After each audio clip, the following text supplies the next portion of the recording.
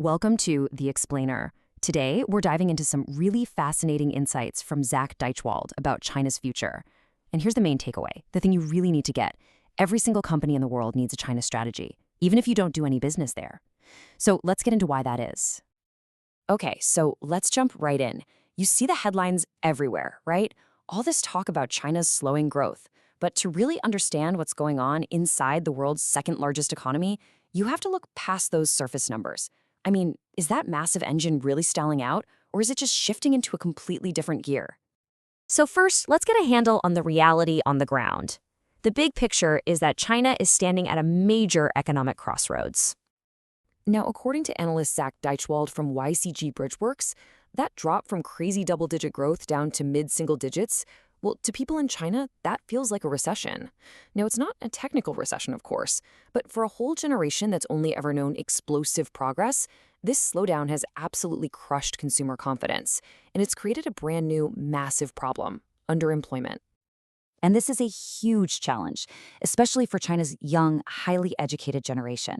You've got all these smart, qualified people who are finding they have to take jobs that are way below their skill level. And what that does is it forces a fundamental, deep rethink of what success and, a good life even looks like. But here's where the story takes a really interesting turn.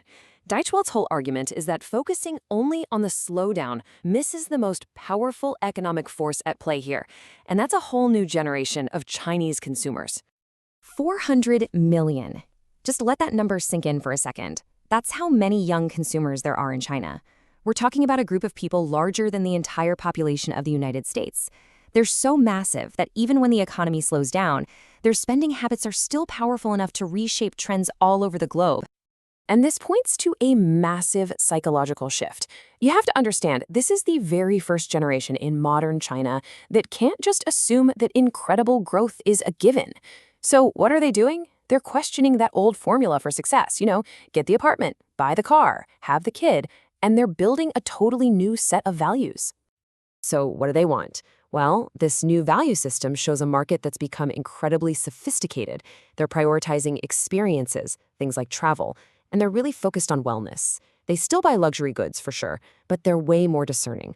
Just slapping a foreign brand name on something isn't going to cut it anymore. It's really a big shift from just buying stuff to actually improving their quality of life. Now, this whole new consumer landscape has actually fueled a uniquely Chinese model of innovation. Deichwald has a great name for it. He calls it the 1 to 10 playbook.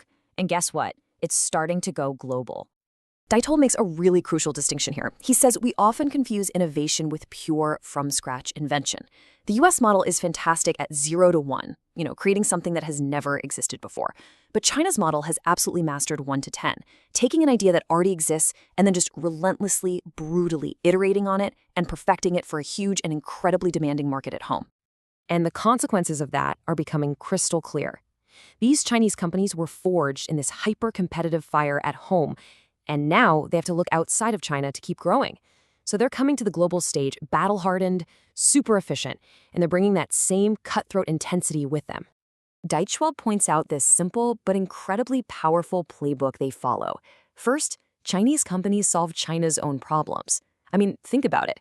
Terrible urban pollution? Well, that created an urgent need for electric vehicles. A population that's aging super fast? That's driving massive innovation in medical tech. Once they figure out cost-effective, scalable solutions for their own gigantic market, they're perfectly set up to export those solutions to a world that's facing a lot of the same problems.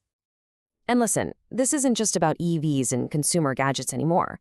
His analysis points to whole new sectors, like agricultural technology, which is absolutely critical for a country that has 20% of the world's people, but only 10% of its farmable land. And then you have life sciences, pharmaceuticals. These are the next frontiers where this problem-solving model is going to create globally dominant companies. So let's bring it all home. What does all of this actually mean for businesses, for professionals outside of China? Well, this isn't some distant story anymore. It has very direct, very real implications for you.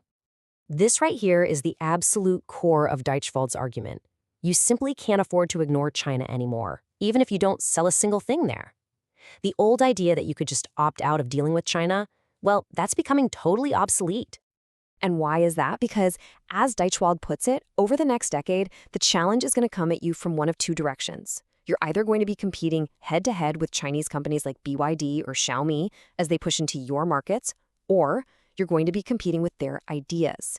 Even if tariffs block their physical products, their innovative business models and their relentless way of improving things will absolutely influence and shape markets everywhere. And that leaves us with the big takeaway, the final question that pretty much every global business leader now has to answer. It's no longer a question of if you will compete with China, it's a question of how. Are you going to go compete directly in their market? Or are you going to get ready to compete with their companies and their ideas in every other market on the planet?